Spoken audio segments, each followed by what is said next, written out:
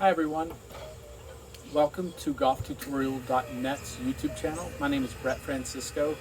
I'm a certified Class A PGA golf teaching professional with over 15 years of experience, and today I'm going to share with you 3 key tips to help eliminate the slice. First, I'm going to start with the grip.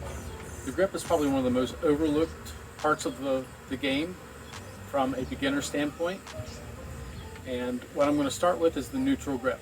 So everything I'm saying is to be transposed as a right-handed golfers, but for you lefties out there, just take what I'm saying, make it the opposite, and if you have any questions or concerns, feel free to add it in the comments channel, and I'll be happy to address it for you. So, for the right-handed golfer, the neutral position in the left hand, I'm going to place my left hand on the top. I'm going to make a V between my thumb and pointer finger. The apex of that V will point towards my right shoulder. Looking down, I should be able to see my pointer finger knuckle and my middle finger knuckle. I might be able to see my ring, but we need to definitely see the first two, so pointer and middle finger knuckles. When I'm in that position, I'm now going to go ahead and place my hands together. I like to use the interlock grip to help my hands work as one. So pointer finger out on the left, pinky under on the right. And I just want to make sure that the V's, so now the V on my right hand and the V on my left hand, kind of carbon copy each other. They're pointed in the same direction. And a really big key is make sure that the left thumb pockets inside the palm of the right hand. So in that position, I'm going to have the optimal ability to release the club face. A lot of beginner golfers will make a fatal error and use what's called the weak grip. The weak grip is more left thumb down the center of the club, right thumb down the center of the club, and you're just going to have a huge game of timing on getting that club face in the right spot. So let's look at what weak does. So weak, I can't see any knuckles. If I hold my arm straight out and try to rotate to close the club face, I don't have very much room. If I go to a neutral position, so again, 2 knuckles, V to the right, I now have the ability to rotate the club face over. So if weak is here and it minimizes my ability, neutral increases my range of motion. Well, the opposite of weak would be strong. It's very discomforting, but I have a lot more room to rotate.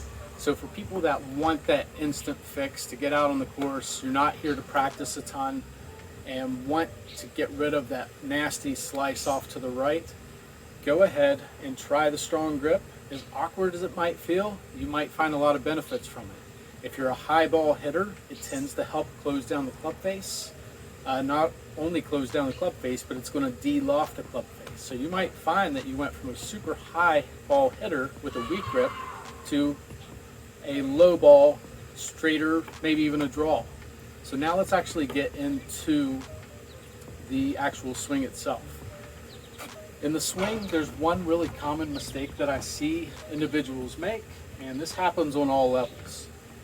If your swing is too flat, so you're taking the club almost immediately around your body in the backswing, you're going to leave very little room to swing back down on that path.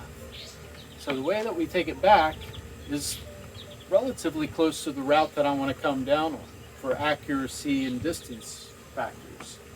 So flat is across the body, upright would be out here.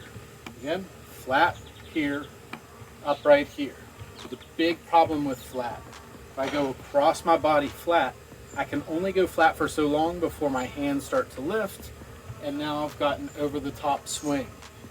So if you've ever heard the terms inside to out, think about the line that my body's standing on, the line that the golf club is pointing. This would be neutral. An in to out path would be this direction, so from inside to out. That's what's going to allow me to maximize speed, maintain lag, and typically put right to left spin on the ball, resulting in a draw. The opposite would be outside to in.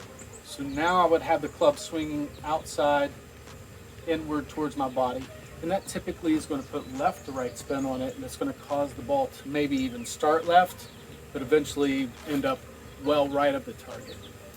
So a really good drill, if we take a ball and we're actually going to put the ball to the right side of the club, so not on the club face, to the right of it.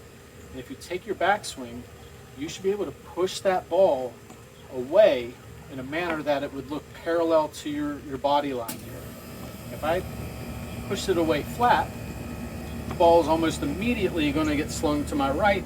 I know that I'm too flat. I know I'm going to swing over the top, most likely come down too steep and have slice on the ball. So that kind of leads me right into the third factor. So if we've established a good grip and we've established a relatively on-plane backswing, the key is when we're up top, we want to make sure that we get the club in a good spot coming down. So a really good drill is you can set up your phones, maybe set up in front of a mirror, just make sure you're standing far enough away. When we go to the top of our backswing, we want to feel like the angle that the golf club shaft is on is relatively parallel to my right forearm. So if I want to hit a draw, I can actually get that to drop slightly underneath. So you'll see the shaft is slightly under. So that's coming in shallow. That's going to dominantly produce a right to left ball spin, and it's going to help you straighten out the undesired slice. So to the top, if I come down, I'm going to freeze right about here. You'll notice that my right elbow is connected to my body, and you'll see the amount of lag that I have. That's for speed. That just comes as a byfactor of being in the right position. So good grip, good takeaway, good position. And with that, you should find it quite easy to rid yourself of the slice and start hitting more fairways and hitting greens in regulation. Again, thanks for coming out today, and I really appreciate your support.